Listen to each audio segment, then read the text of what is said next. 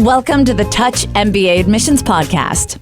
Do you need help figuring out which schools to apply to or how to get into the world's top MBA programs? Hey, you're not alone. Join thousands of others on this podcast and on our site, touchmba.com, as they seek the admissions edge. And now, here's your host, Darren Joe.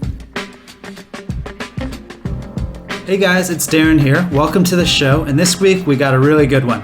I spoke with Yvonne Kerbal, who is from Practice MBA, and Yvonne just has a wealth of experience in the MBA career strategy space. In fact, he was the former director of the Career Development Office at Yale School of Management. He was also a senior associate director of MBA career management at the Wharton School.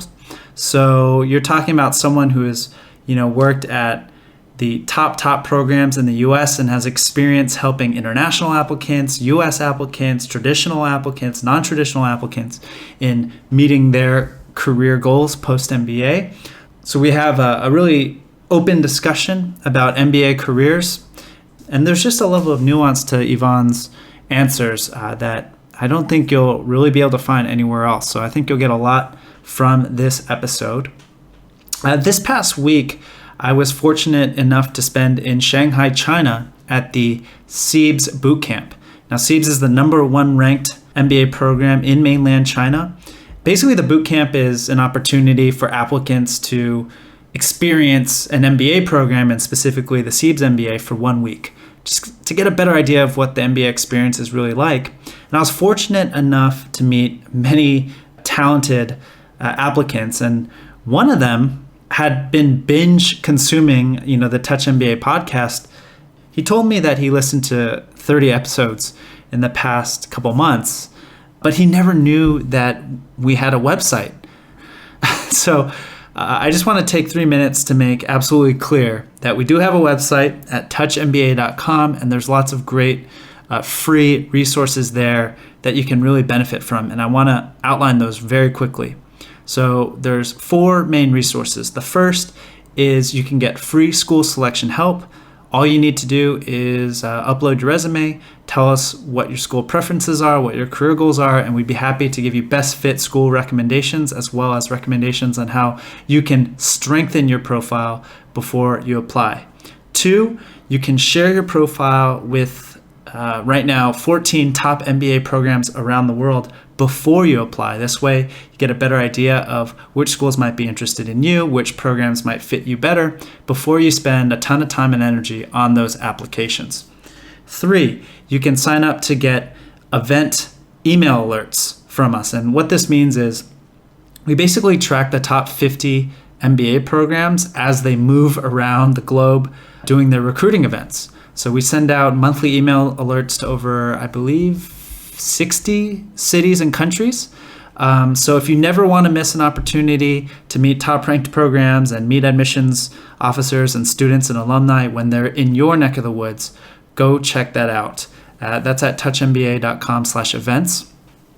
4, we actually have an admissions course, and this is called the Admissions Edge, and it's an online program over 9 videos, close to 3 hours of content to help you and give you admissions tips and techniques so that you can get into your target MBA programs. We also have a private forum attached to that, so you can ask me any questions you have about your application or other members in that forum. So you just have some expert guidance during the whole MBA process. This is probably the next best alternative to working with admissions consultants, and it's a lot cheaper. So I encourage you to check that out. Our members have gotten into all the top 10 MBA programs in the US and other top programs around the world. And as a bonus offering, please know that for every podcast, we do a write-up, and that's at touchmba.com/podcast. Especially for our interviews with admissions directors, we have detailed write-ups that accompany those podcasts where you can get a quick overview of the program offering, the class profile, scholarships and financing, as well as careers. So it's just a quick way, within a couple minutes to get a good idea of what the program's all about. So definitely check that out. Okay, I'm out of breath, but again, we do have a website, touchmba.com. Be sure to check it out. And let's get straight to this week's conversation with Yvonne Kerbal. We got a special live episode for you coming from Shanghai, China. Sitting across from me is Yvonne Kerbal from Practice MBA. And I'm so excited for this conversation.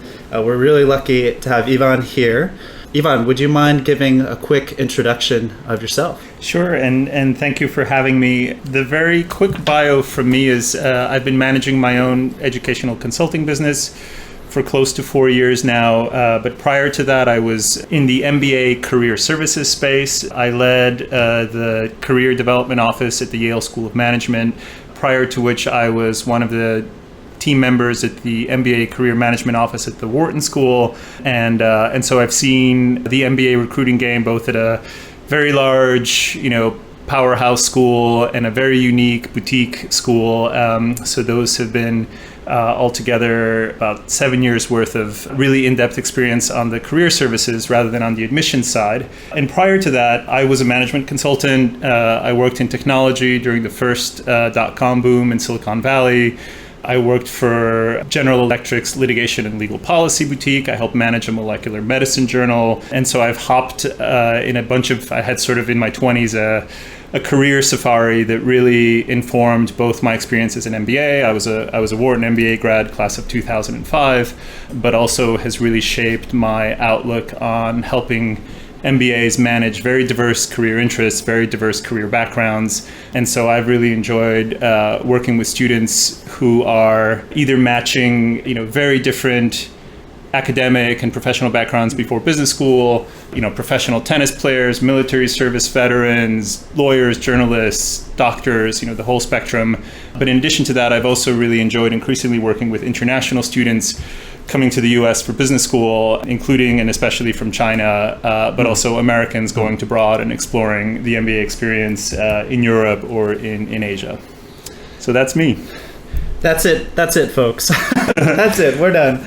Tell them what we're doing today, by the way. Tell them. Yeah. So what we want to do in this podcast is kind of have a very free-flowing conversation. We've both done a little bit of planning, but we really want to keep it as informal and casual as possible. And I hope to pick Yvonne's brain for you guys. I mean, what incredible experience in this industry to benefit from. So, and also I have to make very clear that Yvonne has an incredible post on Poets and Quants. You can find him on the front page there, where he's responded to, I believe, over 150? Something like that, yeah. That's all. 150 questions, very specific career questions from applicants. And I strongly encourage you to read those. There's a level of nuance there in terms of his advice that I think you'll find extremely helpful. But let's get straight to the first couple questions here. Okay, first of all, this might be kind of an ironic question to ask, but do applicants even need an MBA at all? Should they go? It's a great question, and I'm going to leap into it, but I'm also going to interrupt you very briefly to say we've had a couple of really interesting dinners in Shanghai, and I think I was so excited to do this podcast in part because we don't have a very tight script, and we've talked about some themes that we want to cover, but I'm without us being, too much in a stream of consciousness rambling mode. I think it's interesting and fun to deliver a podcast where we don't know where this conversation is going to head, and we're going to share opinions and perspectives and agree or disagree. But so I'm excited about that. And the answer about whether you should go to business school or not, I think is, this appears in the online world and in people's conversations as a topic where almost everyone feels like they have to choose a side. Peter Thiel will pay you money to leave, undergrad and do something else. And it becomes this debate about the value of education, about the cost of business school, about a whole bunch of other things. And the reality is, for any individual person, it's entirely situational. So for some people, going to business school might be a completely boneheaded idea, to use a very American expression. And for other people, it may be really the only thing they could do to get to the next stage of what they're planning to do in their career. So avoid any arguments about this is a universally good thing to do, universally bad thing to do. But that being said, let me share a bit of what I've seen, especially in the United States and North America, with regard to the role that having an MBA plays both in the economy and also for individuals who get the degree. I graduated college in the sort of mid-late 90s, did business school in the mid-2000s. What's true of my generation, I think is still true of MBAs now, is that our lives and careers look nothing like somebody who got an MBA in the 1970s, in the 1980s. And specifically, a career that you might have had coming out of undergrad in the middle, 50s, 60s in the US last century would have been, you get a great college degree, you do well in school, you get a job after school at, General Motors, you stay in that role for a decade, a couple of decades, you raise a family, send your kids off to college. And, that sort of career path is no longer available even for people who want it, I feel. I think the Bureau of Labor Statistics figures show that, there are on average 11 job changes expected for college graduates as of the last national census. I think it might even be higher. And so we are now looking at career paths that are incredible flux, where your likelihood of staying in one industry, in one function, in one employer throughout the course or even the majority of your career is practically nil. And that initial credential of coming out of undergrad and getting that great job has I wouldn't say been devalued, but I would say has been superseded by another layer of credential of graduate professional education and also quite often by experience in professional services, whether banking and financial services or consulting. And so now having a graduate degree, and especially an MBA, now becomes the first sort of step of credential of, not only is this person smart and they did well in undergrad and then they did well in their first jobs out of school, but now, we can trust them with P&L responsibility, we can trust them with project management, we can trust them to have not only a broad sense of strategy and how businesses function, but also very specific technical skills if they've, focused on finance or accounting or marketing or any of those fields. So the MBA has now become like a de facto liberal arts degree for just being a white-collar professional in the way that undergrad used to be in the US. And so I think that's important to keep in mind. And for a number of employers and industries, it's also a big recruiting ground, and much of their talent pipelines comes through business school. So in many ways, your chances of getting a foot in the door, especially if you're coming from a non-traditional or non-commercial background or from overseas, is to get an MBA. That was the 3-hour answer to your very simple question. No, I think that provides like a great overview of kind of what has happened, in the past, 20, 30 years, and how the degree has evolved and what its meaning, how its meaning and signal to the market has changed. But I want to try to ask you, ask you, which employers and which industries, right, in particular, are still really looking at MBAs, because you said how that's changing a bit. Yeah. Do you think that it's more employers and more different types of industries, or is that actually narrowing down as experience matters more and more, and technical expertise and so forth? So I would say that one trend is that industries and companies that normally would have never hired MBAs, for which the way to succeed and get into the senior management ranks was to start in a junior role and then just work your way up. I'll just, real estate is an example. I think now at a certain level, think of MBAs as necessary because their businesses have become sophisticated enough, international enough. The fact that automotive companies must constantly deal with currency exchange fluctuation and risk. I mean, that's a topic that has nothing to do with building cars or selling cars or planning for the post-car future. And yet you need people with a lot of knowledge of how the markets work and how currency fluctuations impact your purchasing, your supply chain, your ability to sell in different markets. So, using that as one example of, in a wider array of industries, there is now a need for MBAs, which, wasn't quite the case 10, 15, 20 years ago. But I think what's still true is that there's some industries and some organizations that are very MBA dependent. Go ahead. Please. Yeah. What are those? So and by that, the way to sort of the umbrella for what those companies are is professional services. It's companies where the major value add of the product they deliver is the human capital. So anything that's advisory oriented, whether that's management consulting, whether that's investment banking, the skill sets can be very specific to what's going on in a business, but they're high human capital, resource intensive businesses. And for those, having MBAs who have this additional layer of training, this versatility, the additional experiential learning and team and lab learning that happens in business school is very critical.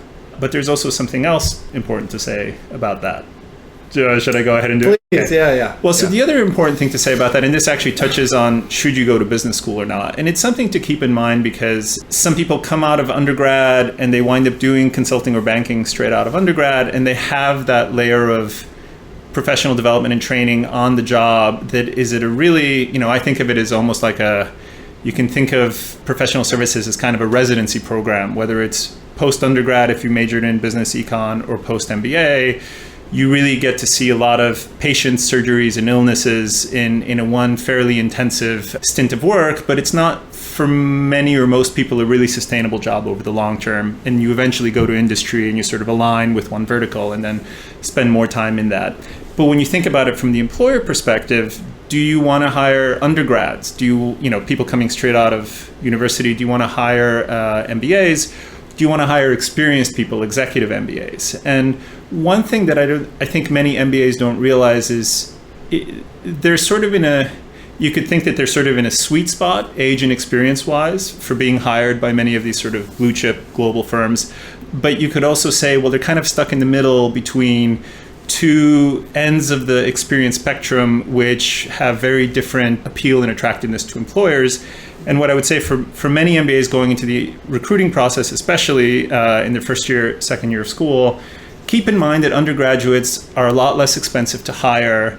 They're willing to do almost anything and everything to gain the experience and the exposure. They're whip smart. They're not from a grade non-disclosure environment. They're people whose metrics and abilities and just raw potential is more easily measured and apparent. And so you can hire a lot of really smart undergrads, do a lot of really hard work, very long hours in any part of the world, and that's a valuable thing for companies. And on the experienced end of the spectrum, whether it's somebody with 10 or 15 years of business experience, somebody kind of at the exec MBA level, at that point, you've already seen that those people are tested in a work setting, that they can manage, they've had plenty of opportunities for failure, they've had opportunities for success. So when you look at their credentials and you say, well, can they really do business development, or can they really do, manage a large business unit, or sell work to clients, or deliver results, they've already been tested, right? And they've shown that they can do that, and that's why you're looking at them as an experienced hire candidate or as an exec MBA candidate.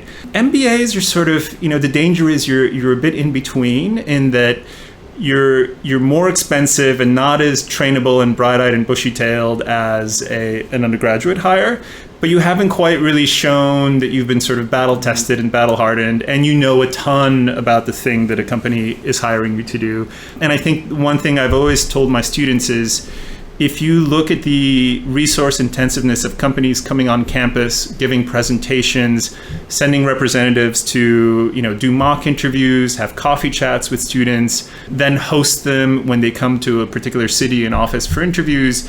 If you took all of that and then divided it by the number of people who are actually extended offers, the number of people who actually accept those offers and show up at work, the spend to recruit an individual MBA, at least when I was, managing a career services office, was about $150K per successful hire at the end of the day before the start of your first day at work. So many, people think, well, my salary is going to be about $150K, base bonus, it'll be above that. But you've already cost the firm $150,000 before you've had a single day of work. And just keeping something like that in mind, that enormous investment, and the fact that they're super smart undergraduates who are willing to, do really challenging tasks, and people who have more experience and sort of a stronger track record, I think kind of helps MBAs gain a better perspective and understanding of well, gosh, MBAs clearly are super important to the talent pipeline of these companies and of these industries, especially professional services, but don't take it for granted that there are no other options, on either end of the experience scale, and on either end of the how much it takes to hire and compensate a person who you bring into your organization. Wow, so much in there. I mean, I'd love to tie this back to how this would affect the admission side, actually, because obviously MBAs, they come in with varying levels of experience, so they'll be, at different points along that spectrum that you mentioned.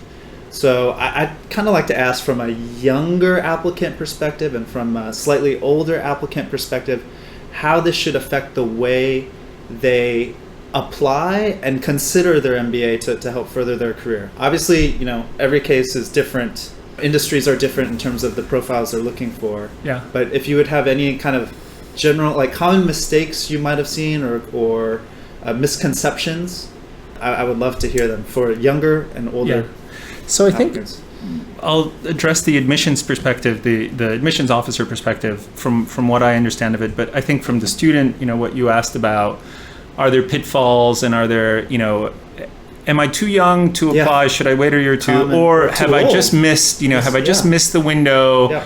And that's going to affect not only my admissions chances, but my employability. And I think the answer is still very situational. I think another way to answer that is for people who are on a very accelerated trajectory, are enjoying the work that they're doing, and clearly are on a path to promotion and more recognition, reward, new experiences, new rotations, being stationed in a different country. For those people, it's almost, I'd say it's better to avoid this sense of creeping pressure of like, oh, I'm 25, I've got to apply to business school, because now is when you do business school. Many times, even if there's a lot of opportunity cost and that seems almost like stalling or pausing your career, it's a longer term investment, both in your education and your professional network and your sort of understanding of the world to go to business school. But I would say avoid a pressure based on your age, either I'm too young, but in fact I'm ready to go to business school and I want to make a shift. I want to do a different function, different industry. If you're at that point and you're 23, if you can create a fantastic application, go ahead and do it. If it doesn't work, and by the way, people always worry about, well, if I'm a reapplicant, if I get waitlisted and not admitted, like I've really blown my chance. And the reality is every year it's a new round. Every year the competitive bar is whoever applies that year, what the other schools are doing, how many scholarships they're offering, how the schools compete in the admissions process. So I would also say if you apply early and decide not to go or don't get admitted, it doesn't mean that like that story is over. And if you're on the more experienced, let's say you're 30 and you're just trying to decide whether to go to business school. By the way, I hate how that sounds old. Yeah, I try to coach myself to not say young and old, but to say experienced or not experienced. It's like, I'm 30, you're on the older side. Okay, anyways. The people I know who are, I have a close personal friend who was at a crazy advanced age of, what we would consider as shockingly young, but in the business school context was like the maternal figure to other people. And you get very different things out of business school. Depending on where you are in your career, you position yourself very differently. The jobs you look for are different. And so you do adjust what you're targeting and what you're getting out of the experience.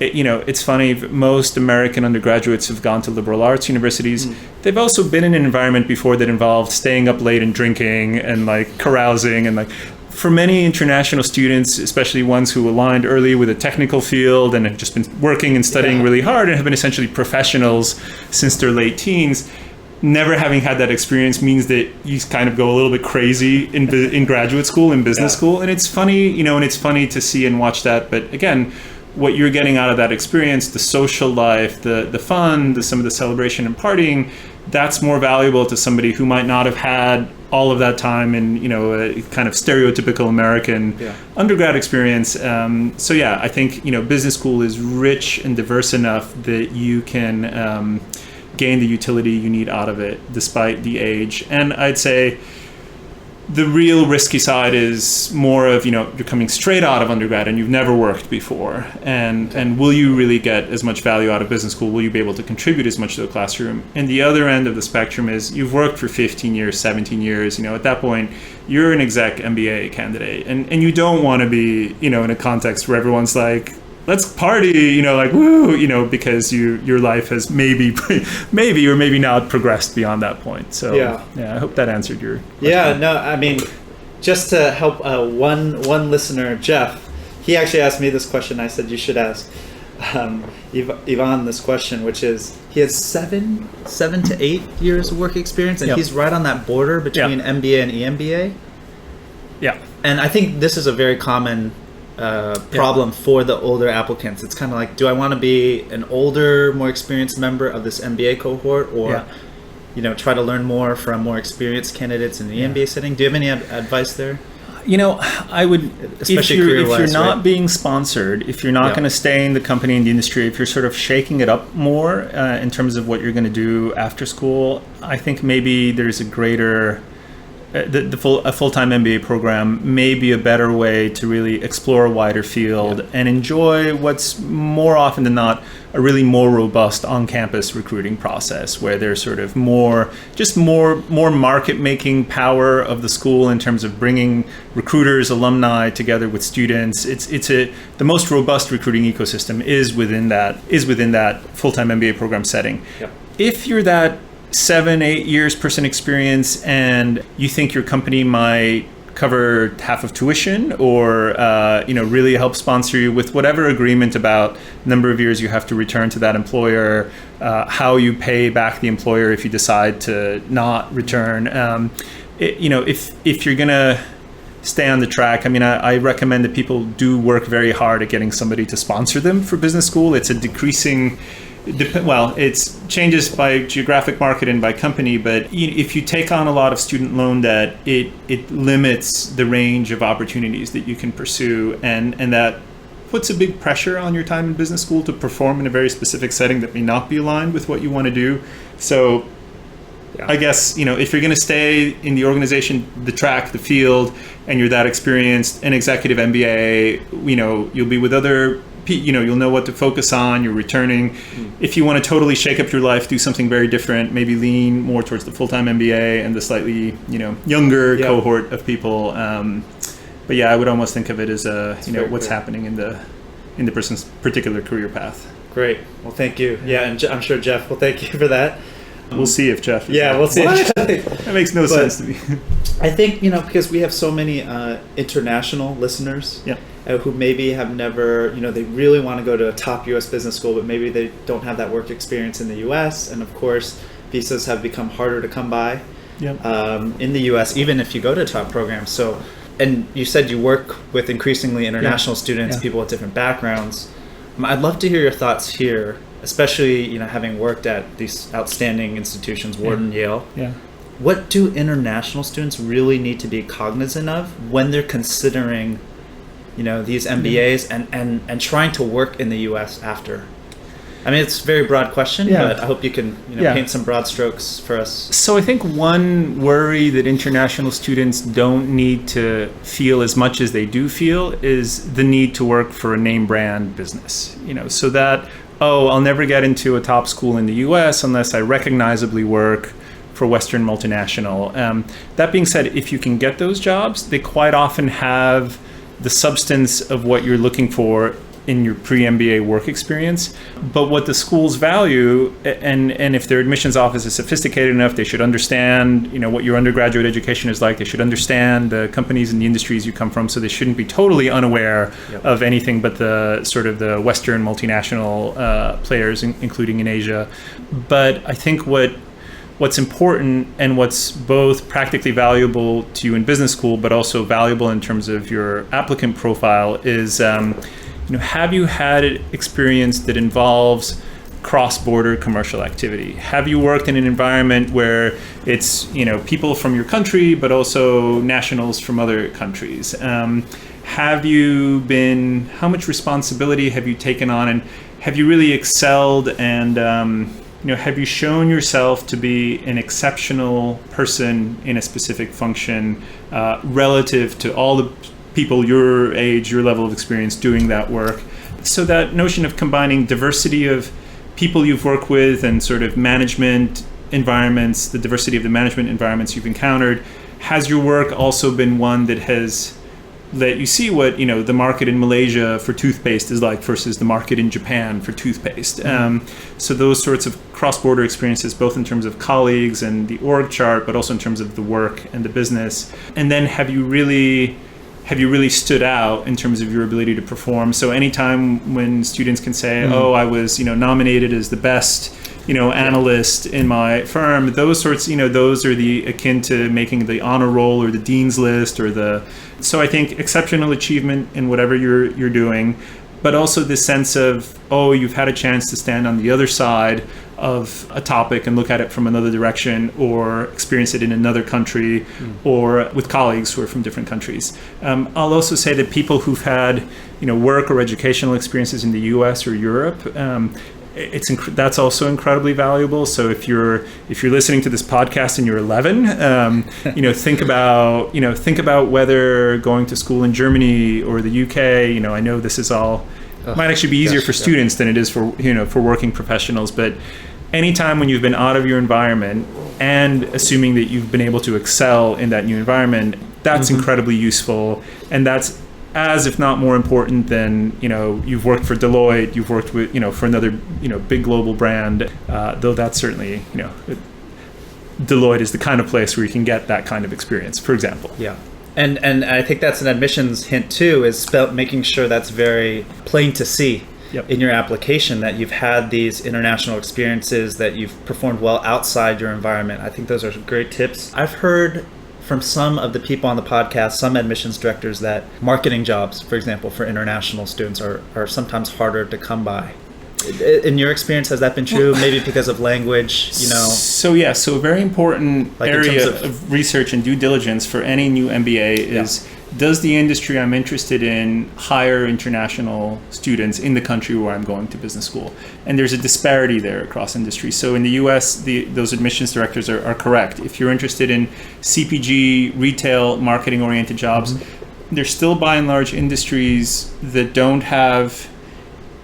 let me give you the counter example. I had a classmate in business school who was an Indian national, Wharton, got hired by McKinsey in New York office, and there was some snafu with the visa process. The H-1B didn't happen in time, or there was just some logistical hurdle to overcome, and the dedicated legal person at McKinsey who helps with new hires from business school and their staff realized we're gonna station this great MBA candidate we've hired in the Toronto office for the 3-4 months it takes for this visa stuff to clear through, and then they'll be back in New York. The reality is he'll be wherever his clients are, right, traveling on the road doing the work.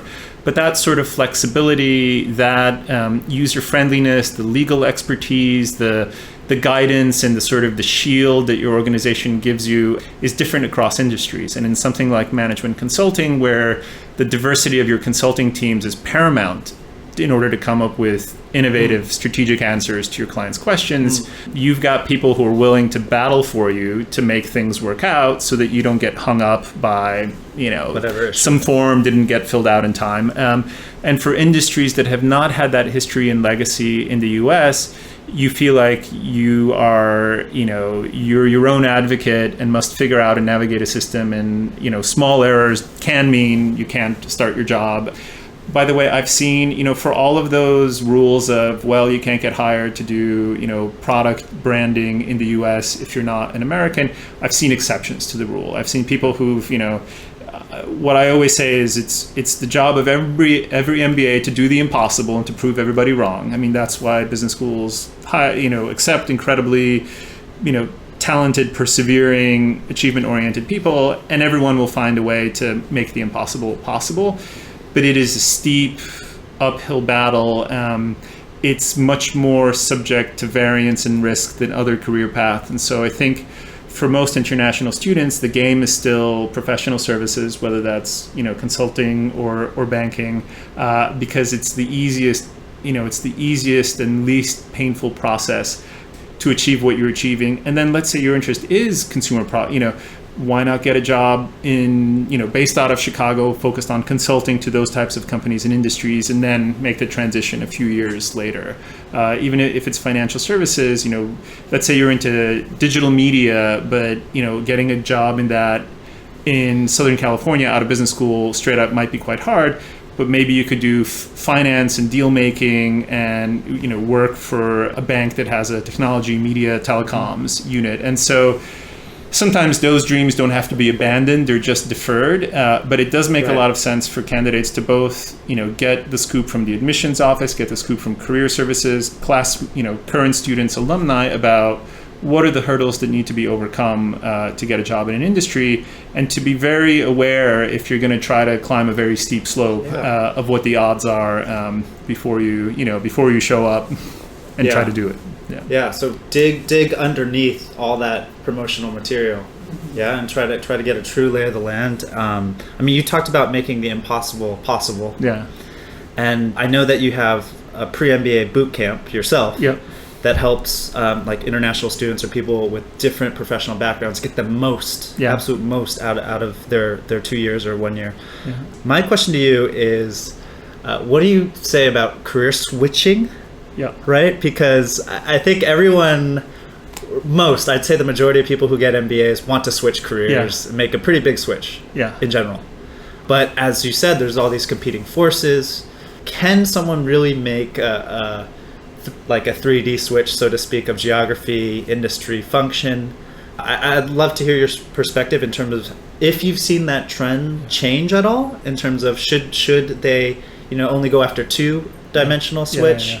And if you can, from the admissions perspective, like how to best present yourself in that sense with career goals. I love that question. A couple of things to say about that. And I'm very glad you brought up this question of how many different variables do I need to win the day on if I've never done that or ever lived and worked there?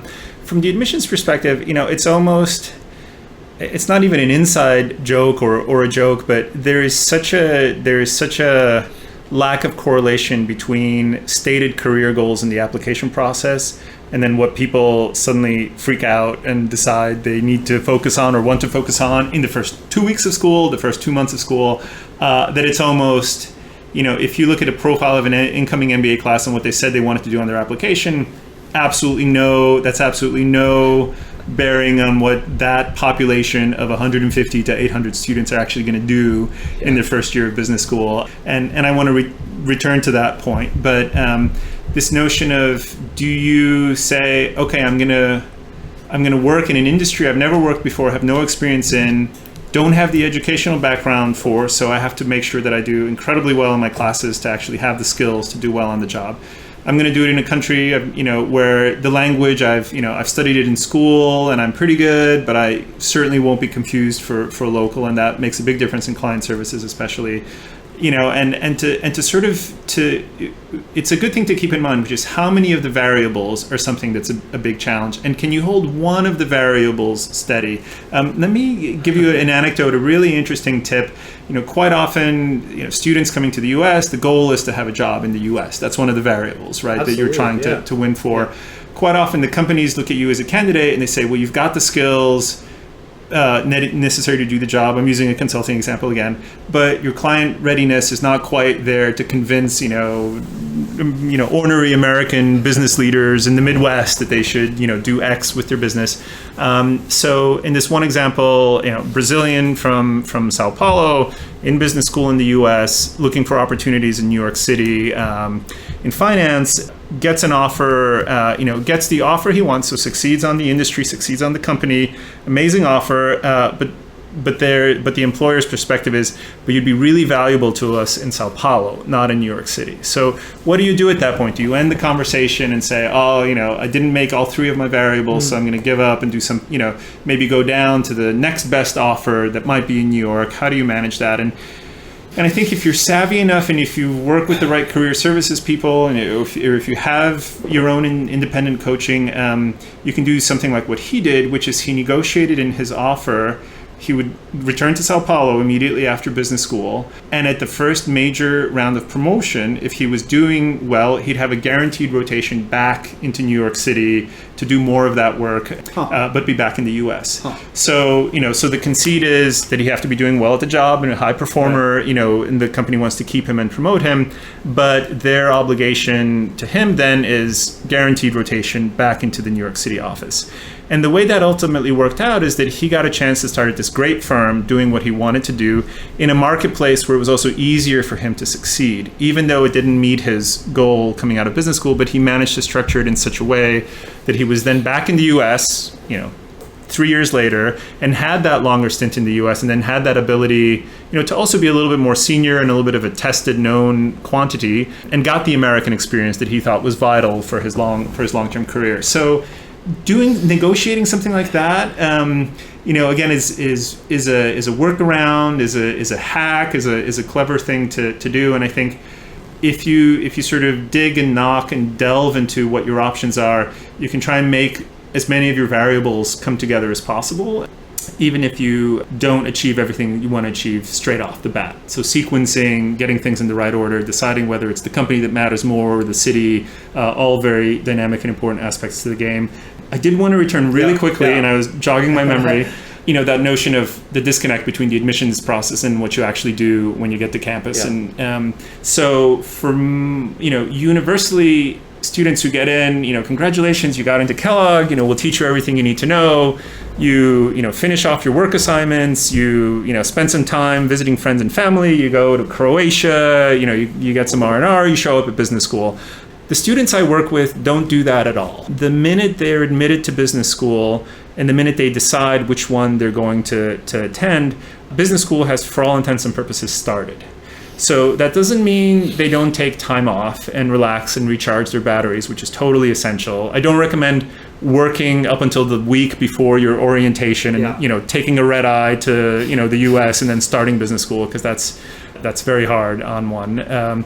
But what many of my students will do is, okay, they now know the alumni network they're a part of. They know the academic program and the recruiting scene, and a lot of the world that they're about to be a part of becomes evident on LinkedIn, right? And on MBA career reports and on the employer organizations. So, for example, that long tail of boutiques that might hire 1 or 2 MBAs based on an alumnus who has come back to dip occasionally and hire 1 or 2 students every other year.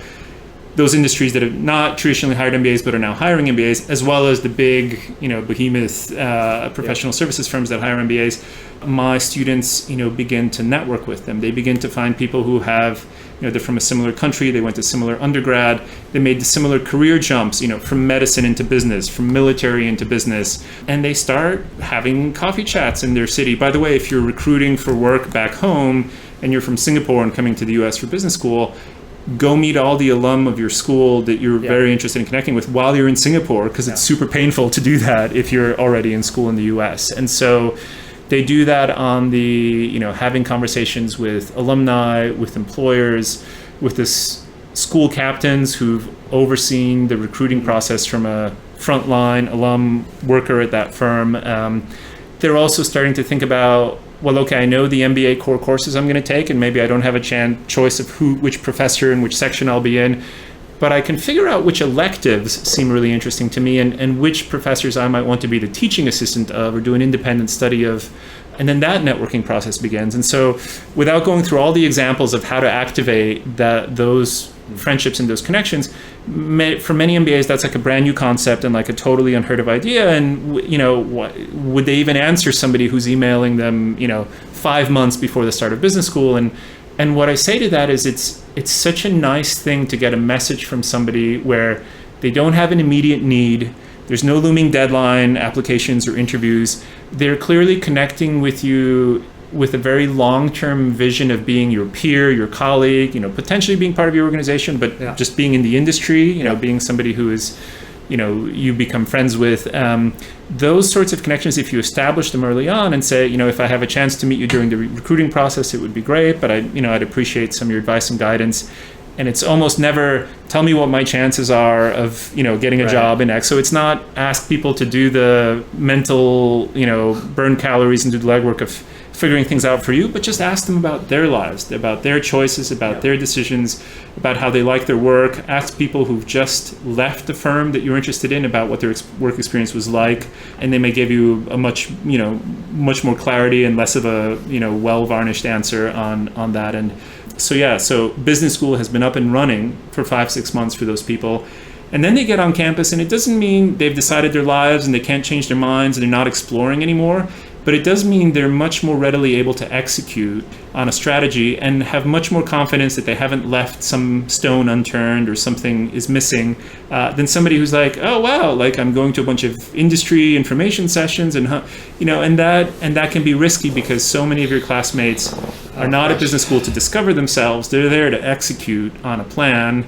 And if they've started executing on that plan 5 months before you have, and you're just sort of like, oh, I should think about practicing case interviews, it's super hard. And one's time in business school is incredibly, precious and limited, and it can be quite tough. So sorry, that was a big aside, but it's critical.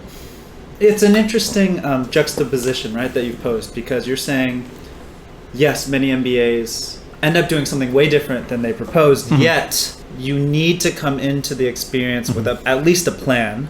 Yep.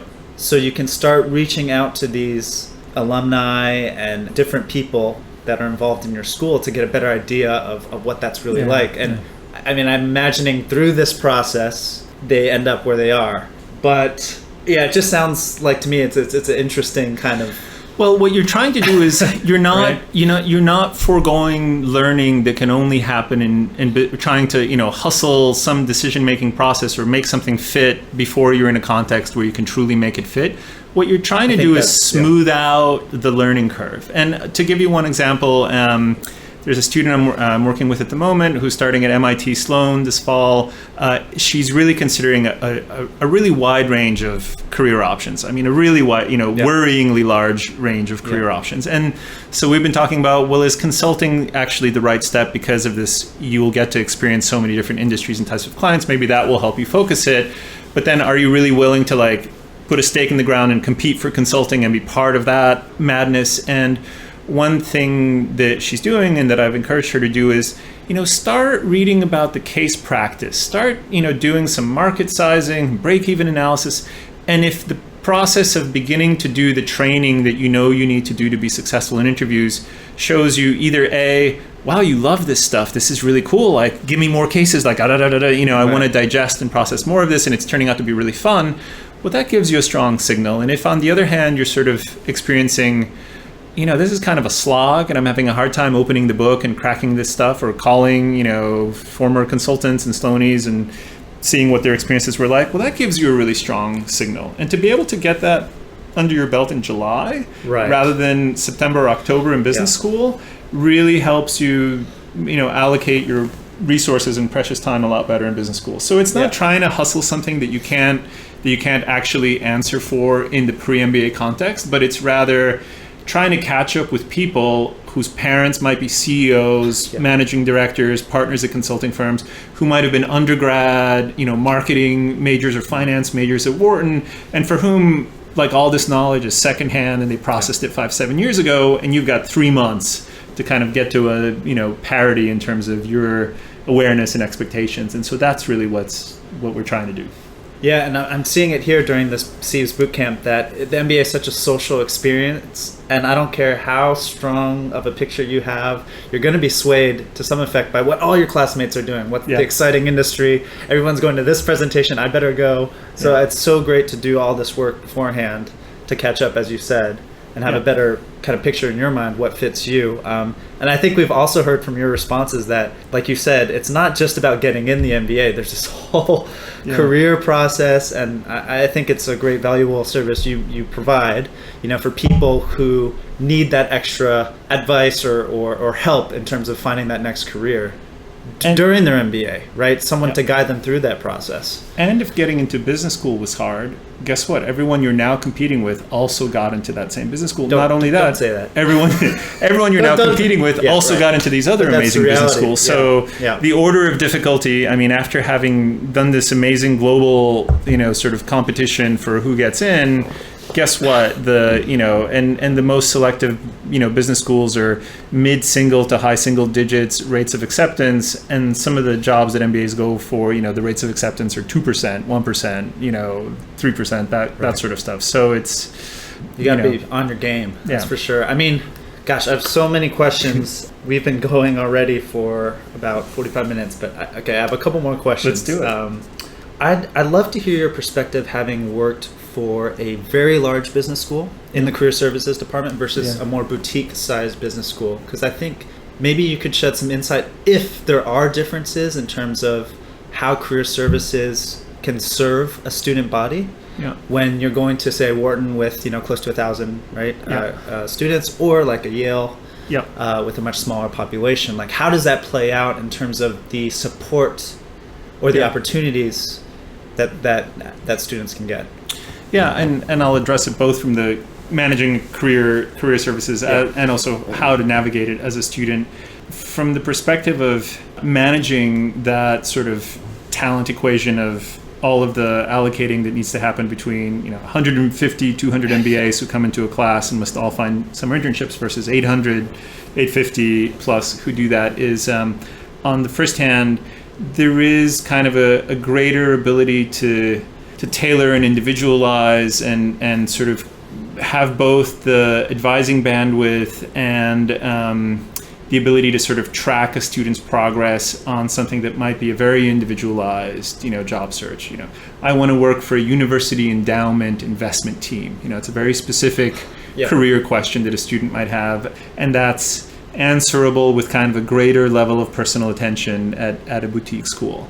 At a bigger MBA program, much of the success of managing that process is making sure that the apparatus and the logistics and this whole ecosystem of all of these alums and all of these recruiters and all of these students coming together is one that creates opportunities for a lot of those individual connections, even if it's happening on a bigger scale. And so the bigger schools, when they run a week of dedicated interview process, you're renting out a whole hotel in town, right? Like, it's, and managing that isn't, I know where all of my students are on any particular day, and I know who's going after what and who's interviewing with what. Instead, it's, I've set up, this forum, this market, and we have good recruiting policies, and we've educated all the players on how to engage.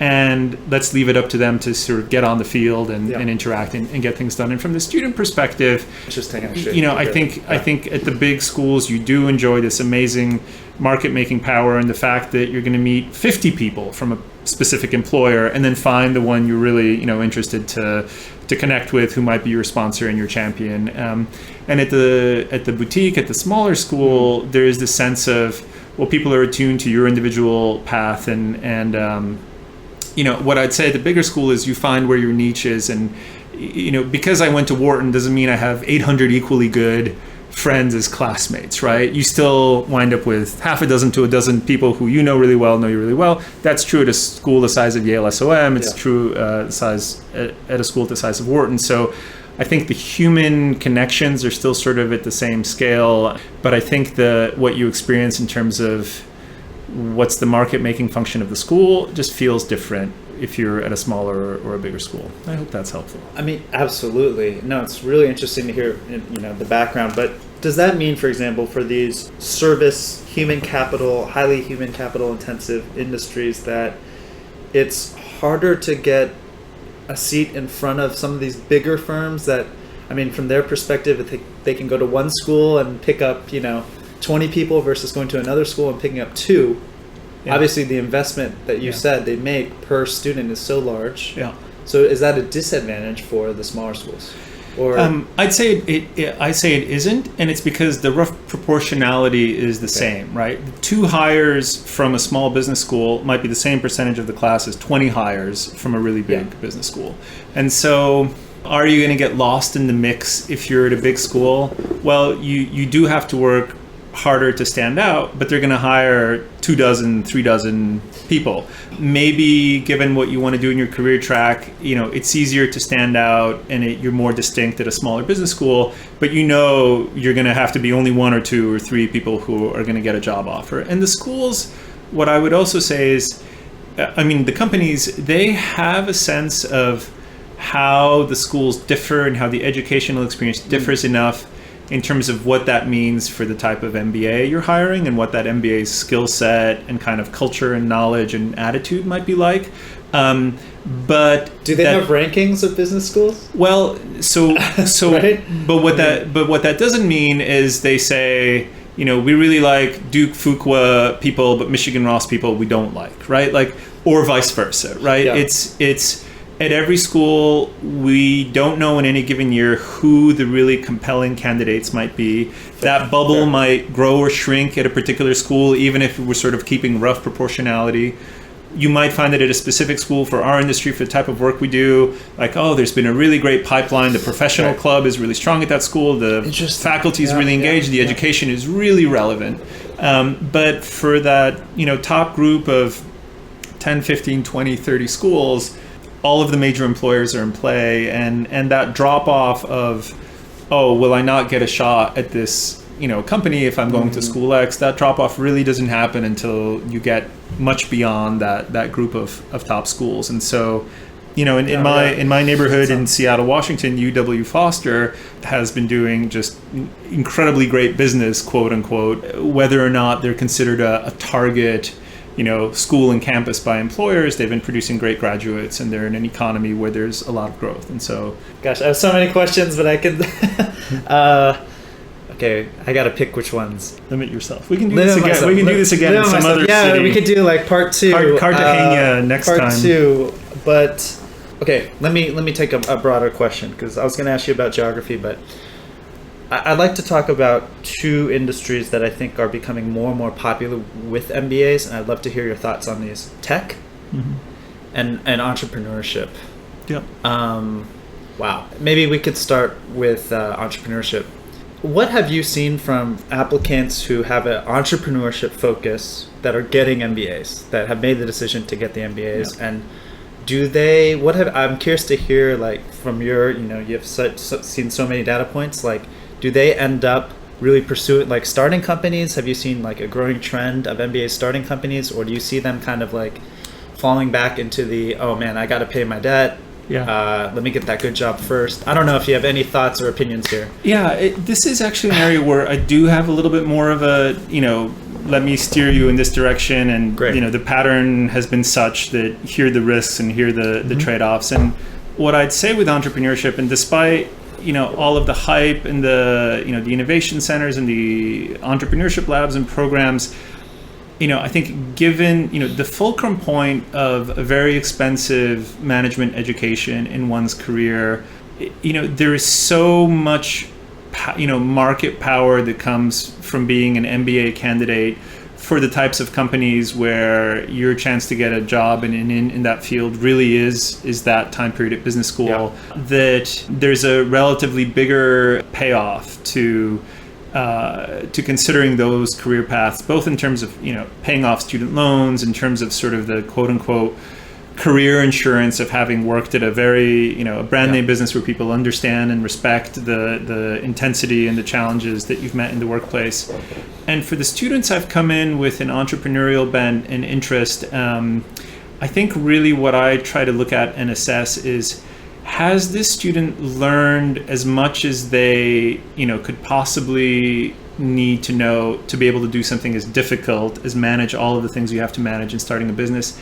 And are they also at that point of like, there's just no way I could possibly work in this kind of traditional setting anymore. Yeah. And I am, basically like you'd have to tie my hands behind my back to prevent me from being an entrepreneur. And for the people who have that very singular, like, they've learned as much as they think they can learn or need to learn, or and they've also just this burning, this is the product I want to build, this is the thing I want to impact. For those, they're visible in orientation, right? And And they're much different from an MBA who's like, well, I could do banking, I could do, or I could start my own business. Yeah.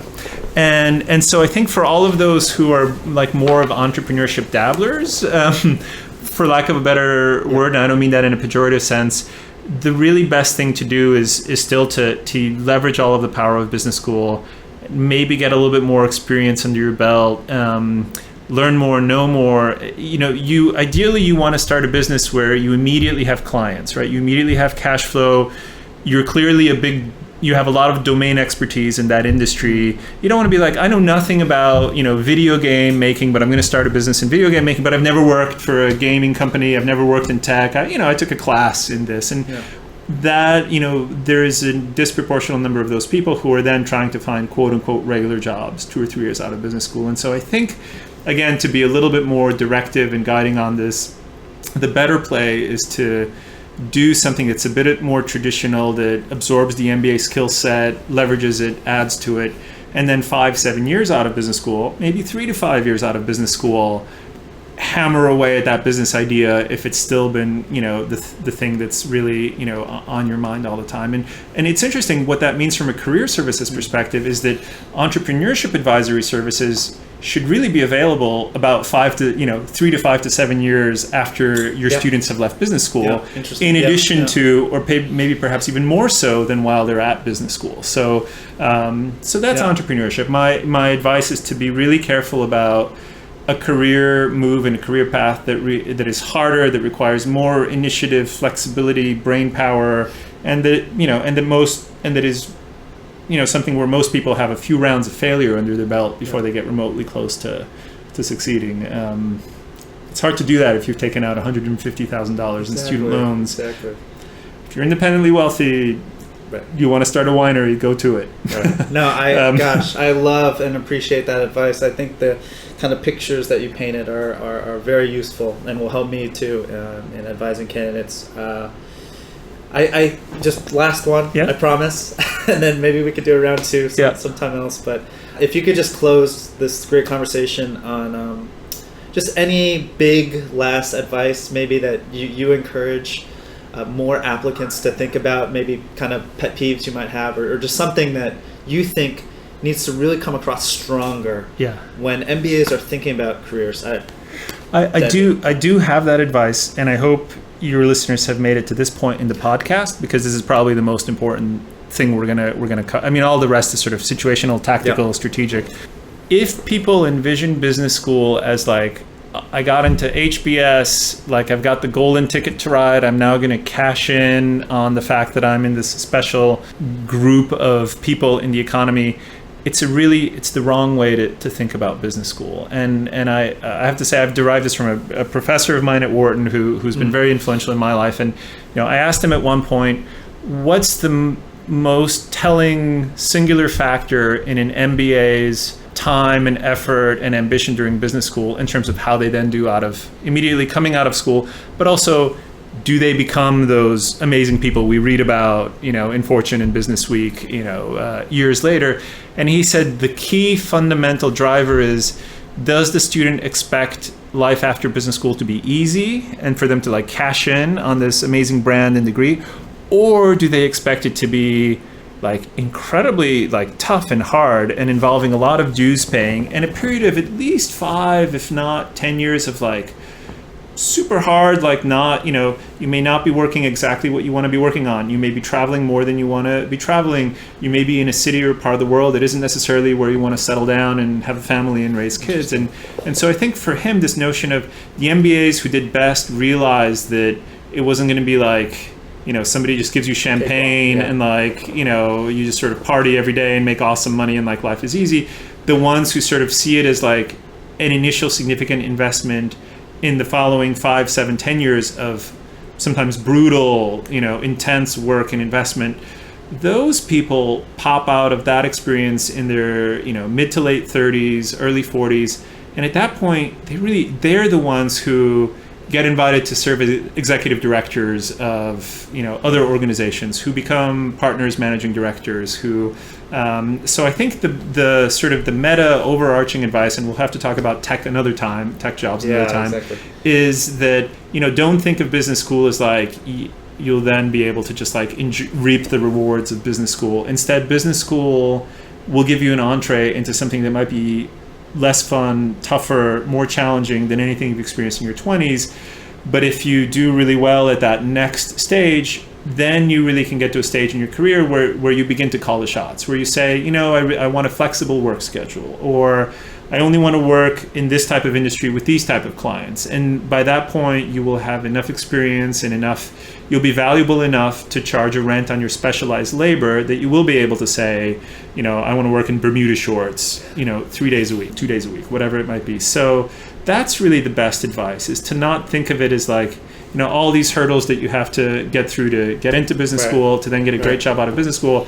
Like, that's actually parts 1 and 2. There's a very important part 3. And the hope is that you're then in a stage in your career, in your kind of roughly early mid-30s and beyond, where you can job sculpt and really sort of, I only want to work with people I like, and I'm not going to work with anyone I dislike. That sort of choice, that doesn't exist for MBAs quite, doesn't exist for undergraduates, most people in their 20s. But if you do this often, very tough investment, then that can be really rewarding, and then money's not an issue, and even if your company folds or you lose your job, like, you'll be employable. And so I encourage people to adopt that attitude. And I think my professor who said this was right. It's the people who see the next stage as even harder and more challenging and more worthy of dues paying pop out better than the ones who expect kind of immediate rewards. I think that's a great place to close our chat. Thank you so much, Yvonne, for being on the show. Super enjoyable. I hope to see you in Vietnam or Seattle And I love doing these live talks because it's actually a lot easier than online. So thank you so much for your insights. Thank you. Yeah, let me know if you hear any interesting questions from your listeners, and I hope they've gotten some value out of it. Great. Cool. Thank you. All right. Awesome.